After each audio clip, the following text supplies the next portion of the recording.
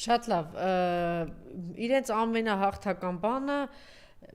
ասֆալտը պայթեց իրենց ընտրողների գլխին, իրենց գլխին էլ հետը։ Սա մի ուրիշ աներևակայելի բան էր, Այսինքն իրենց խայտարակ թալանը, սա իրենց այցեքարտն էր դարձել եւ ես մտածում էի, որ իրենք ամեն ինչ կանեն, որ այդ այցեքարտը չկորչի,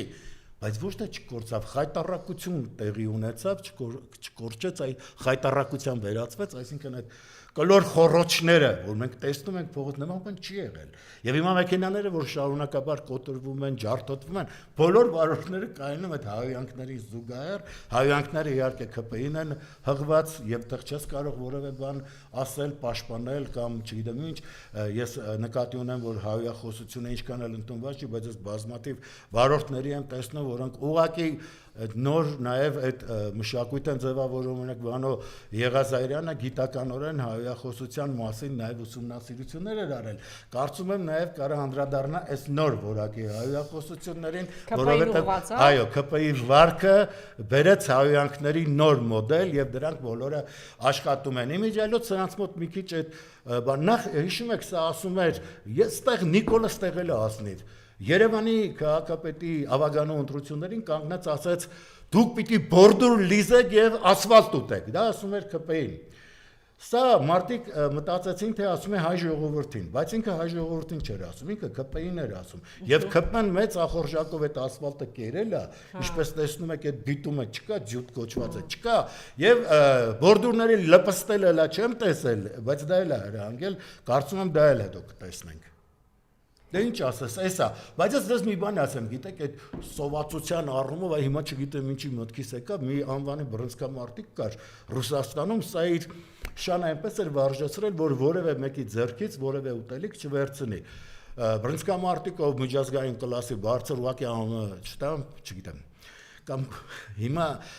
գալիս է ընկերների հետ, որոնց թվում նաև հայ է մեկը լինում, որը եւ պատմեց ասում զարմանալի մի բան, ասաց հələ փորձեք կերտակ, 3 օր չէր կերակրել շանը։ Եվ տղաներից մեկը կերակրում է, ինքն է կերը տալի, որ կերը տալիս է շունը հարձակվում եւ ուտում է։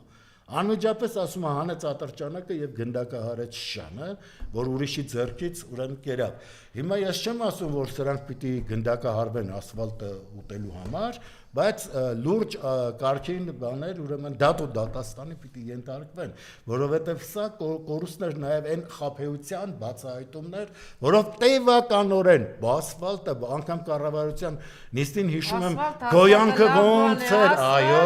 ոնց էր հրճվում, եւ